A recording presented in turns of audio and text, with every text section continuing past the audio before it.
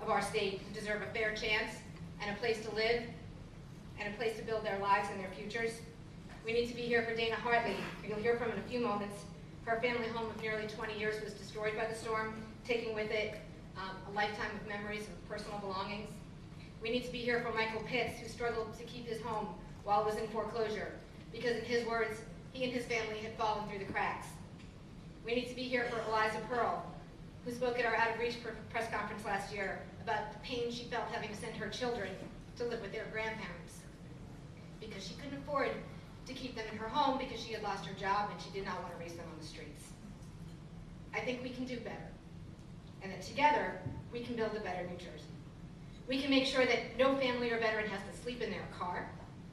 We can make sure that the thousands of people on the DDD waiting list get a home that they can afford and that they deserve, so that nobody's parent has to die for them to have a safe place to live. I think we can build great communities with healthy schools for all of our families. That's why I'm here. I hope that's why you're here. For our work is really just starting.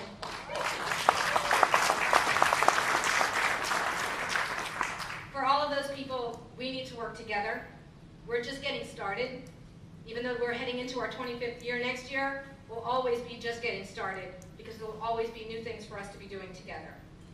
This past few months, we've made sure that the resources available for people to rebuild are being fairly distributed, more fairly distributed than originally proposed, so that everybody has a chance to recover and move ahead. We're supporting your involvement in redevelopment efforts, your initiatives that help our residents who were struggling before Sandy hit to have a home they can afford in a community they choose. So together with many of our allies and members and folks in the room, we were able to make the state's original action plan slightly fairer to folks who rent their homes. Instead of being a 4-to-1 split, yes, give yourselves a big round of applause, because you guys did that. That is not loud enough. We did a lot of really incredible work together to make that happen. And the fact that HUD went back and said your plan is not good enough is because of the work that you all did right here in this room. It started when we brought Sean Donovan, and we sat him down in the corner, and many of you said to him, it needs to be fair. Like you, none of us at the network stopped our regular work to deal with the onslaught that happened after Sandy. We just did what we always do.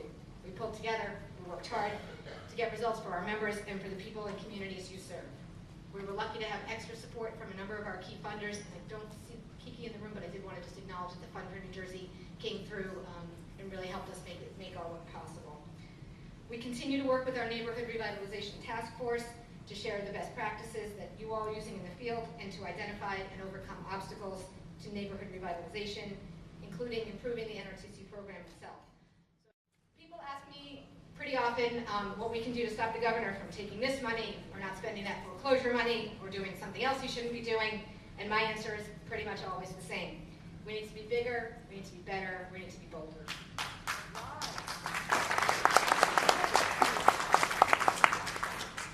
We need to be a force for equity and a force for fairness so that we're a force to be reckoned with, and so that together we ensure every New Jersey resident has an affordable home in a great place.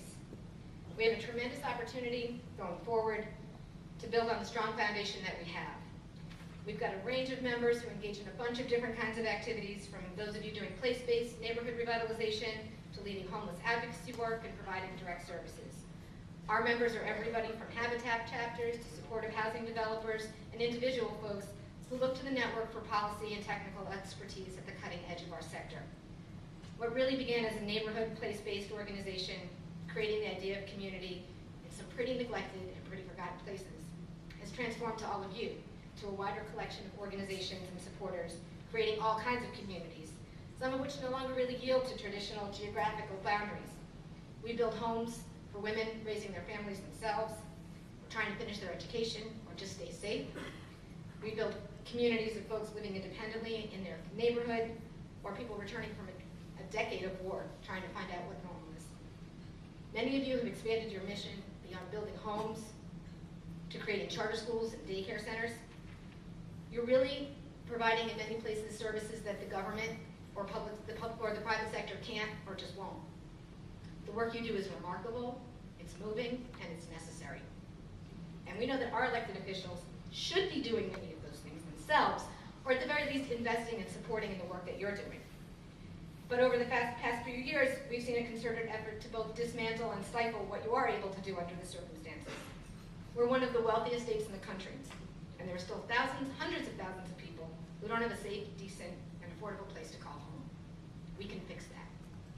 The state of New Jersey ensures that our governor, regardless of party, has 2 houses. Everybody else should at least have 1.